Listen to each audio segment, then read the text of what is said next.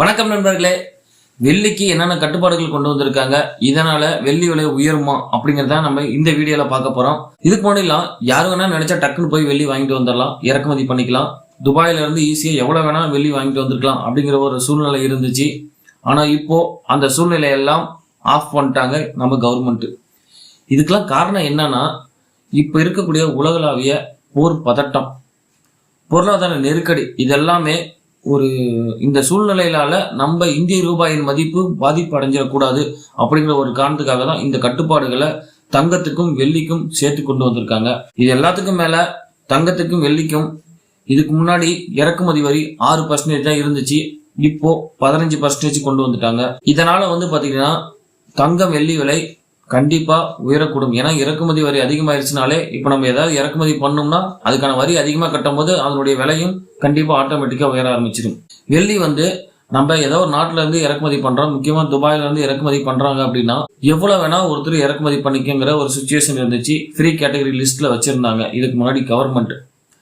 இப்போ அது இல்லைங்க, ஃப்ரீ கேட்டகரியில இருந்து அதை ஒரு ரெஸ்ட்ரிக்டட் லிஸ்ட்ல கொண்டு போய் வச்சுட்டாங்க வெள்ளிய. அதனால யார் வேணாலும் இறக்குமதி பண்ண முடியாதுங்க.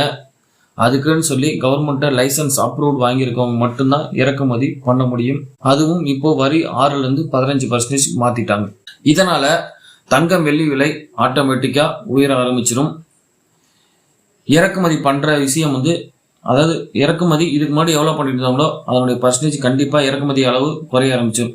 இது ஏன் அப்படின்னா, இந்த இறக்குமதியை குறைக்கணுங்கிற ஒரு காரணத்துக்காகவும் உள்நாட்டுல தங்கம் வெள்ளி அதிகமா வாங்கறத தடுக்கணுங்கிற ஒரு காரணத்துக்காக தான் கவர்மெண்ட் இந்த ஒரு ரெஸ்ட்ரிக்ஷனை கொண்டு வந்திருக்காங்க.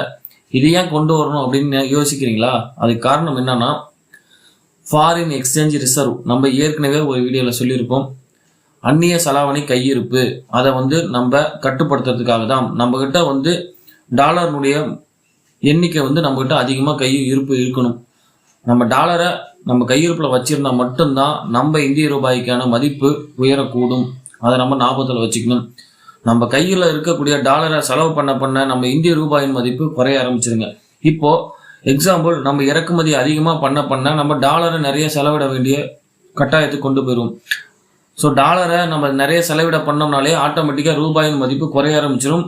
நம்ம இந்தியாவில் எல்லாத்தினுடைய விலையும் அடிப்படை விலை கூட, அதாவது நம்மளுக்கு முக்கியமான பொருட்கள் கூட விலை அதிகமாக வேண்டிய சுச்சுவேஷன் வந்துடும்.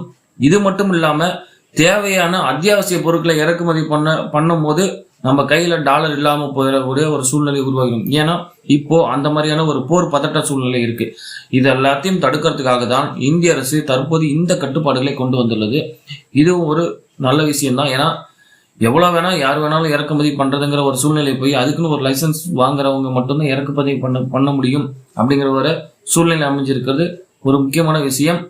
இப்ப இருக்கிற போர் பதட்ட சூழ்நிலையில தேவையில்லாம இந்த தங்கம் வெள்ளி வாங்கி மக்கள் குவிக்கிறத தடுக்கிறதுக்காகவும் நம்ம ரூபாயின் மதிப்பு குறையாம பார்த்துக்கிறதுக்கும் இந்த அதிரடி நடவடிக்கை ஒரு தேவையான ஒரு விஷயம்தான். நம்ம சேனலை சப்ஸ்கிரைப் பண்ணலைன்னா சப்ஸ்கிரைப் பண்ணுங்க.